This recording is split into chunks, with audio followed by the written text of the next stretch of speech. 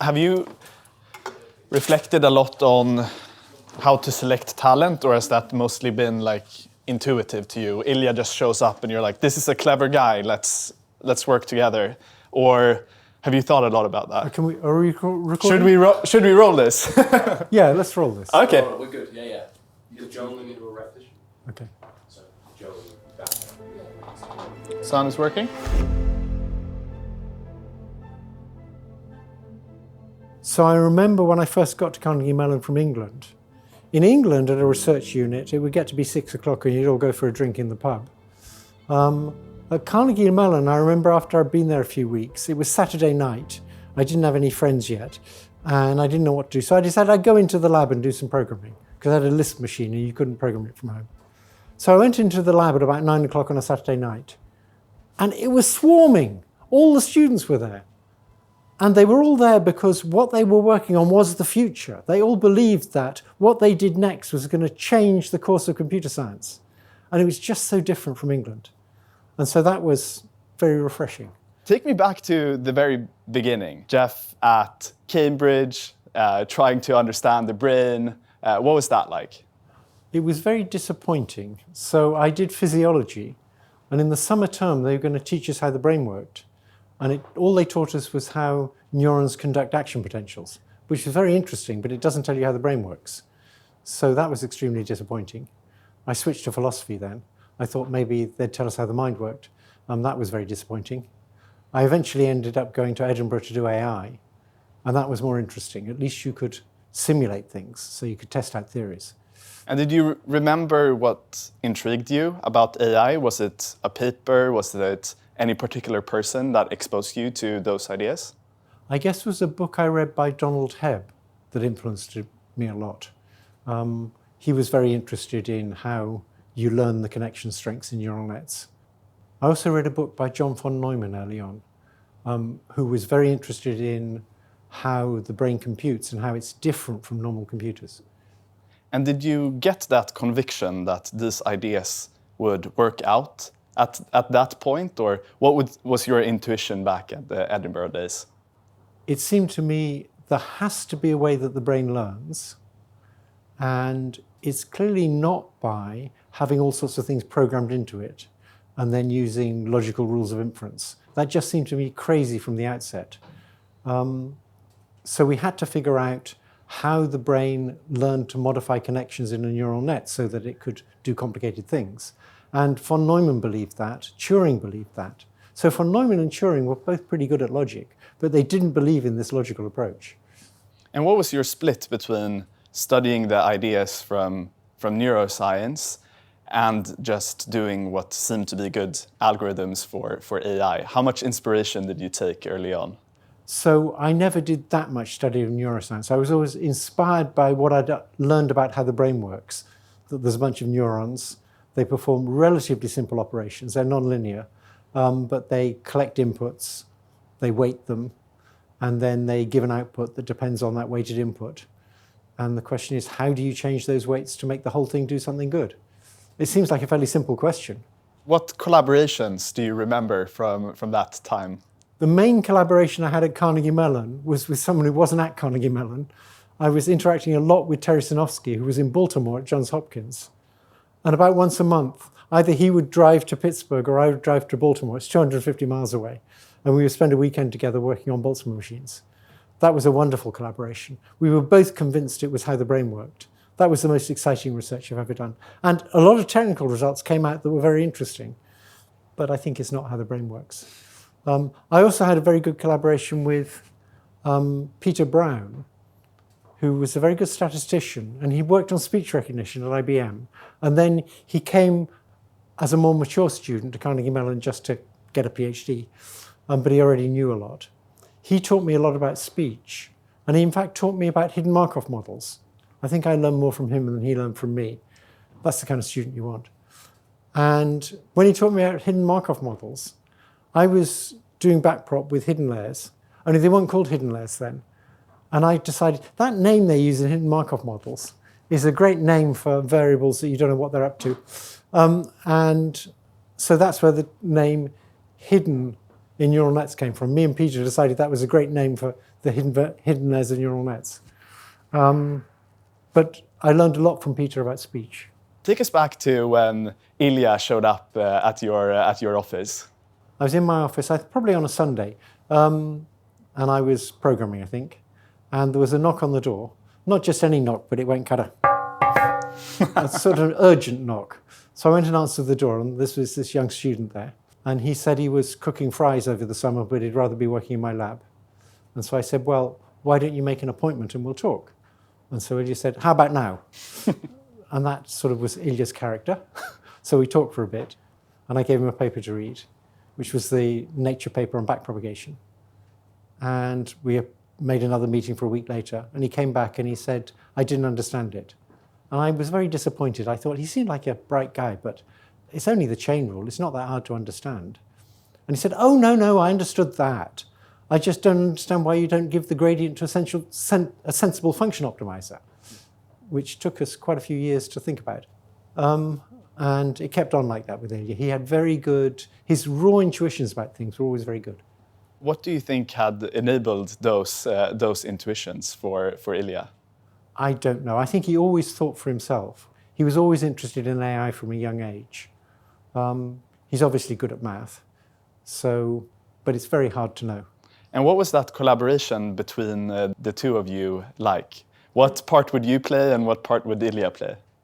It was a lot of fun. I remember one occasion when we were trying to do a complicated thing with producing maps of data, where I had a kind of mixture model. So you could take the same bunch of similarities and make two maps, so that in one map, bank could be close to greed, and in another map, bank could be close to river. Because in one map, you can't have it close to both, right? Because river and greed are a long way apart. So we'd have a mixture of maps. And we were doing it in MATLAB, and this involved a lot of reorganization of the code to do the right matrix multiplies. And Ilya got fed up with that. So he came one day and said, I'm going to write an interface for MATLAB. So I program in this different language, and then I have something that just converts it into MATLAB. And I said, no, Ilya, that'll take you a month to do. We've got to get on with this project. Don't get diverted by that. And Ilya said, it's okay, I did it this morning. That's quite incredible. And throughout those years, the biggest shift wasn't necessarily just the algorithms, but also the scale. How did you sort of view that scale over the years? Ilya got that intuition very early. So Ilya was always preaching that you just make it bigger and it'll work better. And I always thought that was a bit of a cop-out, that you're going to have new ideas too. It turns out Ilya was basically right. New ideas help. Things like transformers helped a lot. But it was really the scale of the data and the scale of the computation. And back then, we had no idea computers would get like 1 billion times faster. We thought maybe they'd get 100 times faster.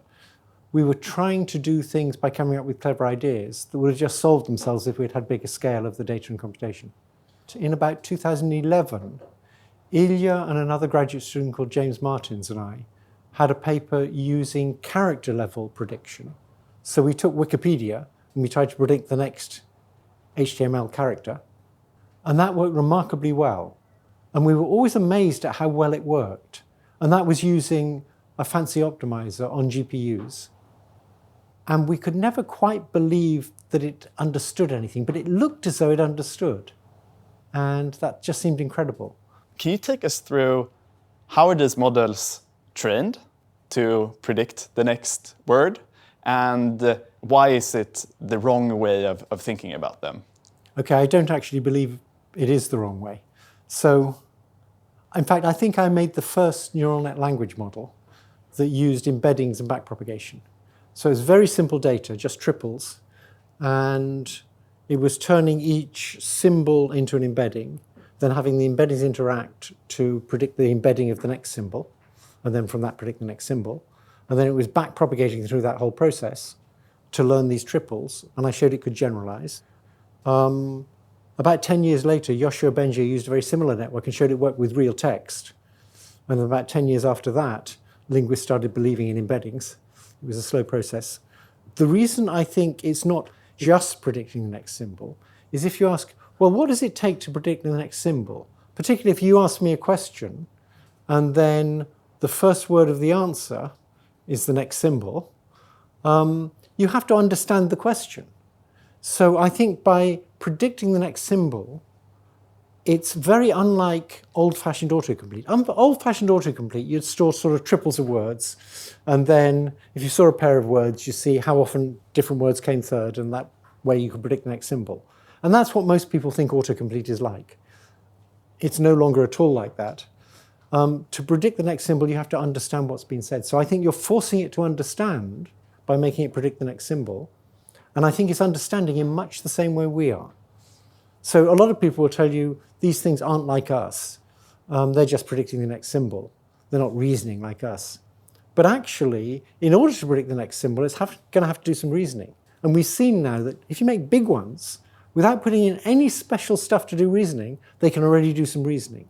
And I think as you make them bigger, they're going to be able to do more and more reasoning. Do you think I'm doing anything else than predicting the next symbol right now? I think that's how you're learning. I think you're predicting the next video frame. You're predicting the next sound. But I think that's a pretty plausible theory of how the brain's learning. What enables these models to learn such a wide variety of fields? What these big language models are doing is they're looking for common structure. And by finding common structure, they can encode things using the common structure, and that's more efficient. So let me give you an example. If you ask GPT-4, why is a compost heap like an atom bomb? Most people can't answer that. Most people haven't thought of it. They think atom bombs and compost heaps are very different things. But GPT-4 will tell you, well, the energy scales are very different and the time scales are very different. But the thing that's the same is that when the compost heap gets hotter, it generates heat faster. And when the atom bomb produces more neutrons, it produces more neutrons faster. And so it gets the idea of a chain reaction. And I believe it's understood they're both forms of chain reaction. And it's using that understanding to compress all that information into its weights. And if it's doing that, then it's going to be doing that for hundreds of things where we haven't seen the analogies yet, but it has. And that's where you get creativity from seeing these analogies between apparently very different things. And so I think GPT-4 is going to end up, when it gets bigger, being very creative. I think this idea that it's just regurgitating what it's learned, just pastiching together text it's learned already, that's completely wrong. It's going to be even more creative than people, I think. You'd argue that it won't just repeat the human knowledge we've developed so far, but could also progress beyond that. I think that's something we haven't quite seen yet. We've started seeing some examples of it, but to a large extent, we're sort of still at the current level of science. What do you think will enable it to go beyond that? Well, we've seen that in more limited contexts. Like if you take AlphaGo, in that famous competition with Lee Sedol, there was move 37, where AlphaGo made a move that all the experts said must have been a mistake. But actually later they realized it was a brilliant move. So that was creative within that limited domain. I think we'll see a lot more of that as these things get bigger. The difference with AlphaGo as well was that it was using reinforcement learning, that subsequently sort of enabled it to go beyond the current state. So it started with imitation learning, watching how humans play the game, and then it would through self-play, develop way beyond that. Do you think that's the missing component of the current LLMs? I think that may well be a missing component, yes. That the self-play in AlphaGo and AlphaZero are a large part of why it could make these creative moves. But I don't think it's entirely necessary. So there's a little experiment I did a long time ago where you're training a neural net to recognize handwritten digits. I love that example, the MNIST example. And you give it training data where half the answers are wrong. And the question is, how well will it learn? And you make half the answers wrong once and keep them like that. So it can't average away the wrongness by just seeing the same example but with the right answer sometimes and the wrong answer sometimes. When it sees that example, half of the examples, when it sees the example, the answer is always wrong. And so the training data has 50% error. But if you train up backpropagation, it gets down to 5% error or less. In other words, from badly labeled data, it can get much better results. It can see that the training data is wrong. And that's how smart students can be smarter than their advisor. Their advisor tells them all this stuff, and for half of what their advisor tells them, they think, no, rubbish. And they listen to the other half, and then they end up smarter than the advisor. So these big neural nets can actually do much better than their training data, and most people don't realize that. So how do you expect these models to add reasoning into them? So, I mean, one approach is you add sort of the heuristics on top of them, which a lot of the research is doing now, where you have sort of chain of thought, you just feed back its reasoning into itself.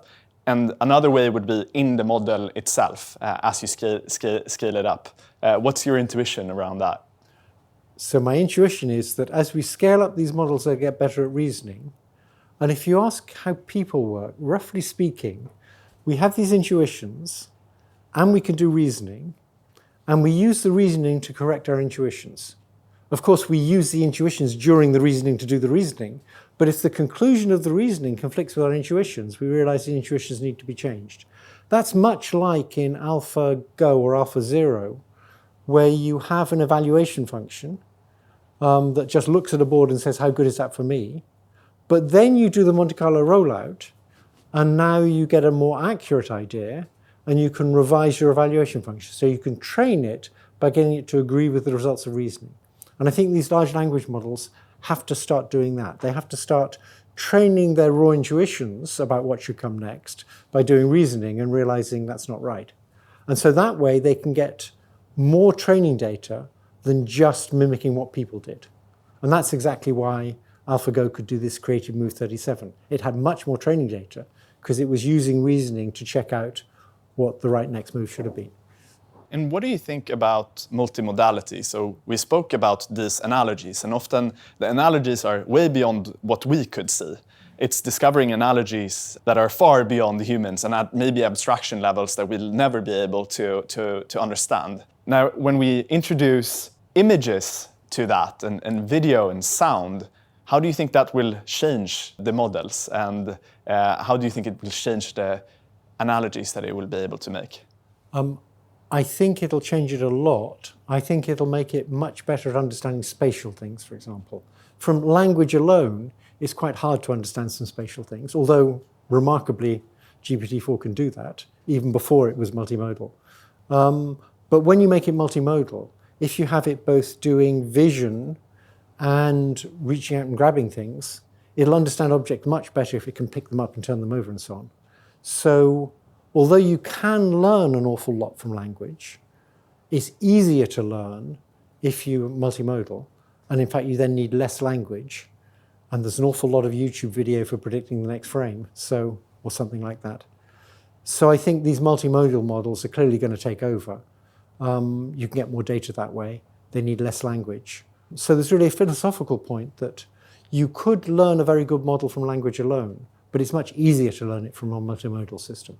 And how do you think it will impact the model's reasoning? I think it'll make it much better at reasoning about space, for example. Reasoning about what happens if you pick objects up. If you actually try picking objects up, you're going to get all sorts of training data that's going to help. Do you think the human brain evolved to work well with language, or do you think language evolved to work well with the human brain? I think the question of whether language evolved to work with the brain or the brain evolved to work with language, I think that's a very good question. I think both happened. I used to think we would do a lot of cognition without needing language at all. Now I've changed my mind a bit. So let me give you 3 different views of language and how it relates to cognition.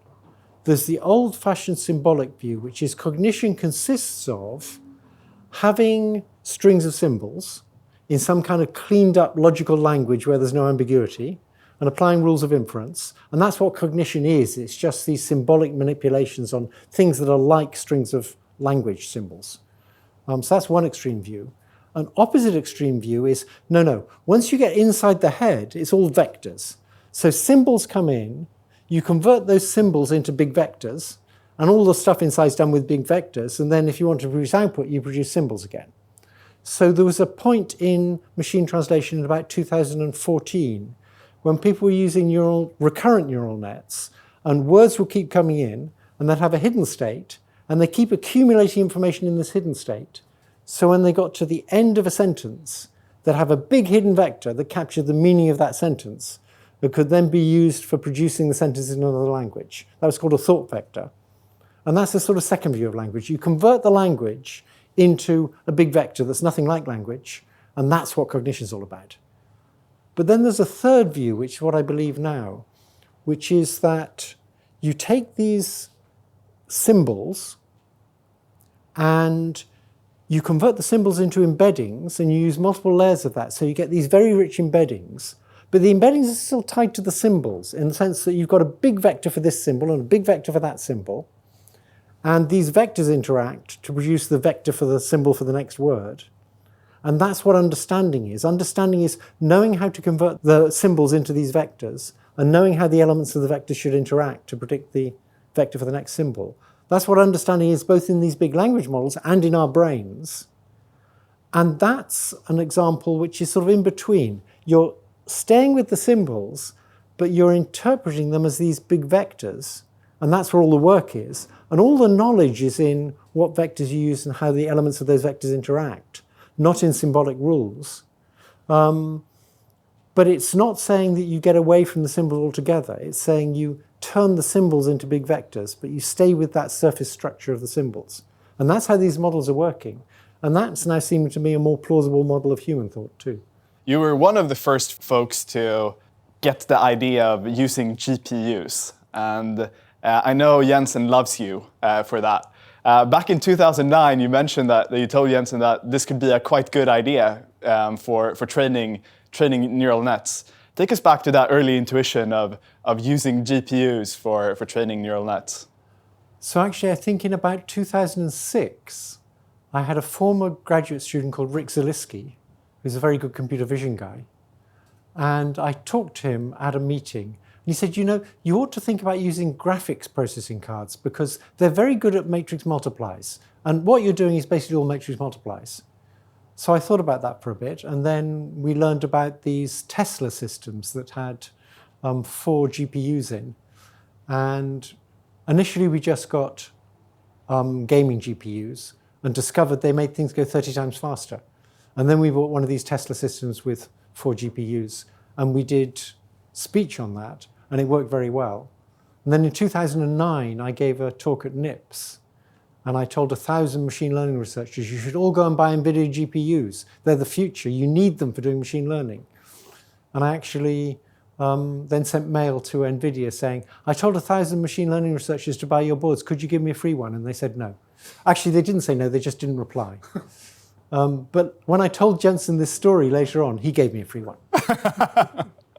That's very, very good. I think what's interesting is as well is sort of how GPUs has evolved alongside the field. So where do you think we should go next in the compute? So my last couple of years at Google, I was thinking about ways of trying to make analog computation so that instead of using like a megawatt, we could use like 30 watts like the brain, and we could run these big language models in analog hardware. And I never made it work, but I started really appreciating digital computation. So if you're going to use that low-power analog computation, every piece of hardware is going to be a bit different. And the idea is the learning is going to make use of the specific properties of that hardware. And that's what happens with people. All our brains are different. So we can't then take the weights in your brain and put them in my brain. The hardware is different. The precise properties of the individual neurons are different. The learning has learned to make use of all that. And so we're mortal in the sense that the weights in my brain are no good for any other brain. When I die, those weights are useless. We can get information from one to another rather inefficiently by I produce sentences and you figure out how to change your weights so you would have said the same thing. That's called distillation. But that's a very inefficient way of communicating knowledge. And with digital systems, they're immortal because once you've got some weights, you can throw away the computer, just store the weights on a tape somewhere, and now build another computer, put those same weights in, and if it's digital, it can compute exactly the same thing as the other system did. So digital systems can share weights, and that's incredibly much more efficient. If you've got a whole bunch of digital systems and they each go and do a tiny bit of learning, and they start with the same weights, they do a tiny bit of learning, and then they share their weights again, they all know what all the others learned. We can't do that. And so they're far superior to us in being able to share knowledge. A lot of the ideas that have been deployed in the field are very old school ideas. It's the ideas that have been around in neuroscience for forever. What do you think is sort of left to apply to the systems that we develop? So one big thing that we still have to catch up with neuroscience on is the time scales for changes. So in nearly all the neural nets, there's a fast time scale for changing activities. So input comes in, the activities, the embedding vectors all change. And then there's a slow time scale, which is changing the weights. And that's long-term learning. And you just have those two time scales. In the brain, there's many time scales at which weights change. So for example, if I say an unexpected word like cucumber, and now 5 minutes later, you put headphones on, there's a lot of noise, and there's very faint words, you'll be much better at recognizing the word cucumber because I said it 5 minutes ago. So where is that knowledge in the brain? And that knowledge is obviously in temporary changes to synapses. It's not neurons that are going cucumber, cucumber, cucumber. You don't have enough neurons for that. It's in temporary changes to the weights. And you can do a lot of things with temporary weight changes, fast, what I call fast weights. We don't do that in these neural models, and the reason we don't do it is because if you have temporary changes to the weights that depend on the input data, then you can't process a whole bunch of different cases at the same time. At present, we take a whole bunch of different strings, we stack them together, and we process them all in parallel, because then we can do matrix-matrix multiplies, which is much more efficient. And just that efficiency is stopping us using fast weights. But the brain clearly uses fast weights for temporary memory. And there's all sorts of things you can do that way that we don't do at present. I think that's one of the biggest things we have to learn. I was very hopeful that things like GraphCore, if they went sequential and did just online learning, then they could use fast weights. But that hasn't worked out yet. I think it'll work out eventually when people are using conductances for weights. How has knowing how these models work and knowing how the brain works impacted the way you think? I think there's been one big impact, which is at a fairly abstract level, which is that for many years, people were very scornful about the idea of having a big random neural net and just giving it a lot of training data and it would learn to do complicated things. If you talk to statisticians or linguists or most people in AI, they'd say, that's just a pipe dream. There's no way you're going to learn to do really complicated things without some kind of innate knowledge, without a lot of architectural restrictions. It turns out that's completely wrong. You can take a big random neural network and you can learn a whole bunch of stuff just from data. So the idea that stochastic gradient descent to repeatedly adjust the weights using a gradient, that will learn things and will learn big complicated things, that's been validated by these big models. And that's a very important thing to know about the brain. It doesn't have to have all this innate structure. Now, obviously, it's got a lot of innate structure, but it certainly doesn't need innate structure for things that are easily learned. And so the sort of idea coming from Chomsky that you won't learn anything complicated like language unless it's all kind of wired in already and just matures, that idea is now clearly nonsense. I'm sure Chomsky would appreciate you calling his ideas nonsense. Well, I think a lot of Chomsky's political ideas are very sensible. And I'm always struck by how come someone with such sensible ideas about the Middle East could be so wrong about linguistics. What do you think would make these models simulate consciousness of humans more effectively? But imagine you had the AI assistant that you've spoken to in your entire life, and instead of that being like ChatGPT today that sort of deletes the memory of the conversation and you start fresh all of the time. Okay. It had self-reflection. At some point you pass away and you tell that to the assistant. Do you think not me, somebody else tells that to the assistant. Yeah. It would be difficult for you to tell that to the assistant. Do you think that assistant would feel at that point? Yes, I think they can have feelings too. So I think just as we have this inner theatre model for perception, we have an inner theatre model for feelings. They're things that I can experience but other people can't. I think that model is equally wrong. So I think, suppose I say, I feel like punching Gary on the nose, which I often do. Let's try and abstract that away from the idea of an inner theatre. What I'm really saying to you is, if it weren't for the inhibition coming from my frontal lobes, I would perform an action. So when we talk about feelings, we're really talking about actions we would perform if it weren't for constraints. And that's really what feelings are. They're actions we would do if it weren't for constraints. So I think you can give the same kind of explanation for feelings, and there's no reason why these things can't have feelings. In fact, in 1973, I saw a robot have an emotion. So in Edinburgh, they had a robot with two grippers like this that could assemble a toy car if you put the pieces separately on a piece of green felt. But if you put them in a pile, its vision wasn't good enough to figure out what was going on. So it put its grippers together and went whack, and it knocked them so they were scattered, and then it could put them together. If you saw that in a person, you say it was cross with the situation because it didn't understand it, so it destroyed it. That's profound. When we spoke previously, you described sort of humans and the LLMs as analogy machines. What do you think has been the most powerful analogies that you found throughout your life? Throughout my life? I guess probably a sort of weak analogy that's influenced me a lot is the analogy between religious belief and between belief in symbol processing. So when I was very young, I came from an atheist family and went to school and was confronted with religious belief. And it just seemed nonsense to me. It still seems nonsense to me. And when I saw symbol processing as an explanation of how people worked, I thought it was just the same. Nonsense.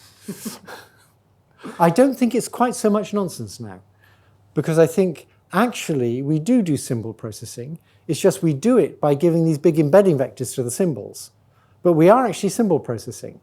But not at all in the way people thought, where you match symbols and the only thing a symbol has is it's identical to another symbol or it's not identical. That's the only property a symbol has. We don't do that at all. We use the context to give embedding vectors to symbols and then use the interactions between the components of these embedding vectors to do thinking. But there's a very good researcher at Google called Fernando Pereira who said, yes, we do have symbolic reasoning, and the only symbolic we have is natural language. Natural language is a symbolic language, and we reason with it. And I believe that now. You've done some of the most meaningful research in the history of computer science. Can you walk us through, how do you select the right problems to work on? Well, first let me correct you. Me and my students have done a lot of the most meaningful things, and it's mainly been a very good collaboration with students and my ability to select very good students. And that came from the fact there were very few people doing neural nets in the 70s and 80s and 90s and 2000s. And so the few people doing neural nets got to pick the very best students. So that was a piece of luck. But my way of selecting problems is basically, when scientists talk about how they work, they have theories about how they work, which probably don't have much to do with the truth. But my theory is that I look for something where everybody's agreed about something and it feels wrong. Just there's a slight intuition there's something wrong about it. And then I work on that and see if I can elaborate why it is I think it's wrong. And maybe I can make a little demo with a small computer program that shows that it doesn't work the way you might expect. So let me take one example. Most people think that if you add noise to a neural net, it's going to work worse. If, for example, each time you put a training example through, you make half of the neurons be silent, it'll work worse. Actually, we know it'll generalize better if you do that. And you can demonstrate that in a simple example. That's what's nice about computer simulation. You can show, this idea you had that adding noise is going to make it worse and sort of dropping out half the neurons will make it work worse, which it will in the short term. But if you train it with like that, in the end it'll work better. You can demonstrate that with a small computer program, and then you can think hard about why that is and how it stops big, elaborate co-adaptations. But I think that's my method of working. Find something that sounds suspicious and work on it and see if you can give a simple demonstration of why it's wrong. What sounds suspicious to you now? Well, that we don't use fast weights sounds suspicious. That we only have these 2 timescales. That's just wrong. That's not at all like the brain. And in the long run, I think we're going to have many more timescales. So that's an example now. And if you had your group of students today and they came to you and they said, so the Hamming question that we talked about previously, what's the most important problem in your field?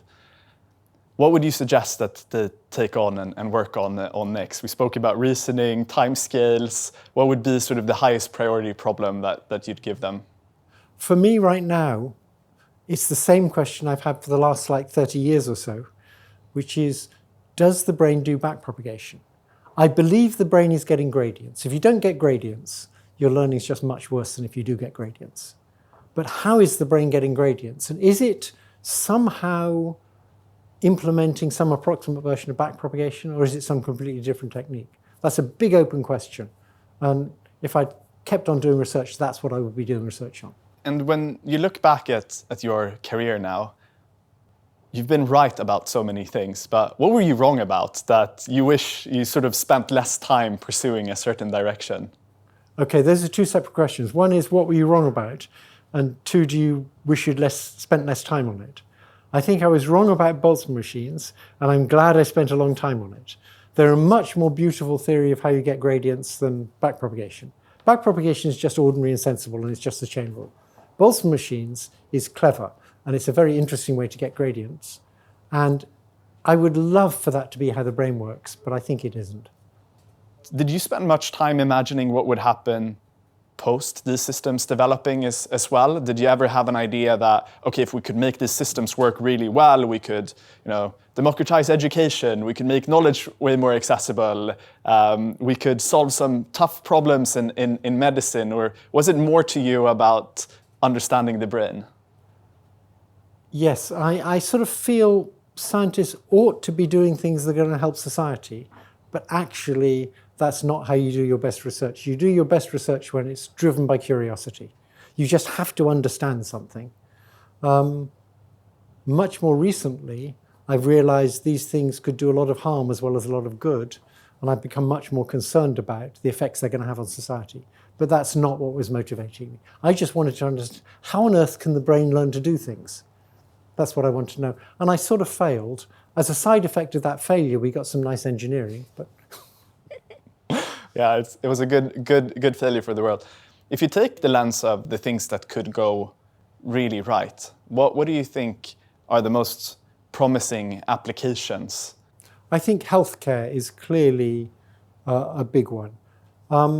With healthcare, there's almost no end to how much healthcare society can absorb. If you take someone old, they could use 5 doctors full time. So when AI gets better than people at doing things, you'd like it to get better in areas where you could do with a lot more of that stuff. And we could do with a lot more doctors. If everybody had 3 doctors of their own, that would be great. And we're going to get to that point. So that's one reason why healthcare is good. There's also, just in new engineering, developing new materials, for example, for better solar panels or for superconductivity, or for just understanding how the body works. There's going to be huge impacts there. Those are all going to be good things. What I worry about is bad actors using them for bad things. We've facilitated people like Putin or Xi or Trump using AI for killer robots or for manipulating public opinion or for mass surveillance. And those are all very worrying things. Are you ever concerned that slowing down the field could also slow down the positives? Oh, absolutely. And I think there's not much chance that the field will slow down, partly because it's international. And if one country slows down, the other countries aren't going to slow down. So there's a race clearly between China and the US, and neither is going to slow down. So yeah, there was this petition saying we should slow down for 6 months. I didn't sign it just because I thought it was never going to happen. I maybe should have signed it, because even though it was never going to happen, it made a political point. It's often good to ask for things you know you can't get just to make a point. But I don't think we're going to slow down. And how do you think that it will impact the AI research process, having these assistants? So I think it'll make it a lot more efficient. AI research will get a lot more efficient when you've got these assistants that help you program, but also help you think through things and probably help you a lot with equations too. have you reflected much on the process of selecting talent? Has that been mostly intuitive to you? Like when Ilya shows up at the door, you feel this is a smart guy, let's work together? So for selecting talent, sometimes you just know. So after talking to Ilya for not very long, he seemed very smart. And then talking to him a bit more, he clearly was very smart and had very good intuitions as well as being good at math. So that was a no-brainer. There's another case where I was at a NIPS conference. We had a poster and someone came up and he started asking questions about the poster. And every question he asked was a sort of deep insight into what we'd done wrong. And after 5 minutes, I offered him a postdoc position. That guy was David Mackay, who was just brilliant, and it's very sad he died, but it was very obvious you'd want him. Other times it's not so obvious. And one thing I did learn was that people are different. There's not just one type of good student. So there's some students who aren't that creative, but are technically extremely strong and will make anything work. There's other students who aren't technically strong, but are very creative. Of course, you want the ones who are both, but you don't always get that. But I think actually in the lab, you need a variety of different kinds of graduate student. But I still go with my gut intuition that sometimes you talk to somebody and they're just they just get it. And those are the ones you want. What do you think is the reason for some folks having better intuition? Do they just have better training data than others? Or how can you develop your intuition? I think it's partly they don't stand for nonsense. So here's a way to get bad intuitions. Believe everything you're told. That's fatal. You have to be able to, I think, here's what some people do. They have a whole framework for understanding reality. And when someone tells them something, they try and sort of figure out how that fits into their framework. And if it doesn't, they just reject it. And that's a very good strategy. People who try and incorporate whatever they're told end up with a framework that's sort of very fuzzy and sort of can believe everything. And that's useless. So I think actually having a strong view of the world and trying to manipulate incoming facts to fit in with your view. Obviously, it can lead you into deep religious belief and fatal flaws and so on, like my belief in Boltzmann machines. But I think that's the way to go. If you've got good intuitions, you should trust them. If you've got bad intuitions, it doesn't matter what you do, so you might as well trust them. It's a very good point. When you look at the types of research that's being done today, do you think we're putting all of our eggs in one basket and we should diversify our ideas a bit more in the field? Or do you think this is the most promising direction, so let's go all in on it? I think having big models and training them on multimodal data, even if it's only to predict the next word, is such a promising approach that we should go pretty much all in on it. Obviously, there's lots and lots of people doing it now. And there's lots of people doing apparently crazy things, and that's good. But I think it's fine for like most of the people to be following this path because it's working very well.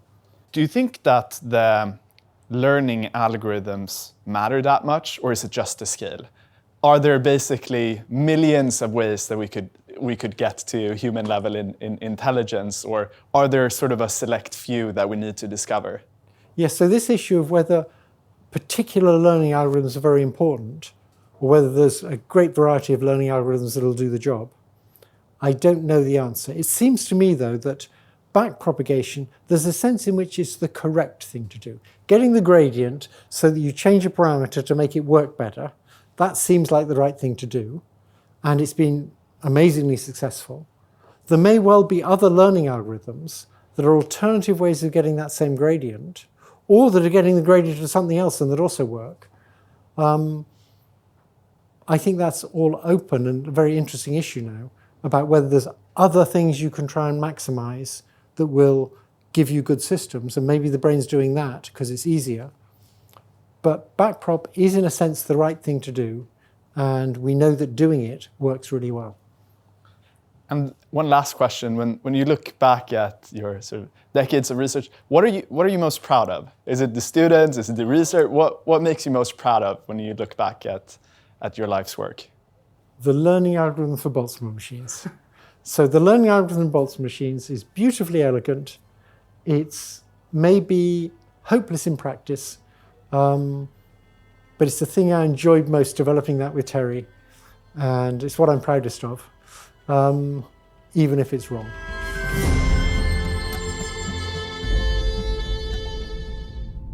What questions do you spend most of your time thinking about now? Is it the What should I watch on Netflix?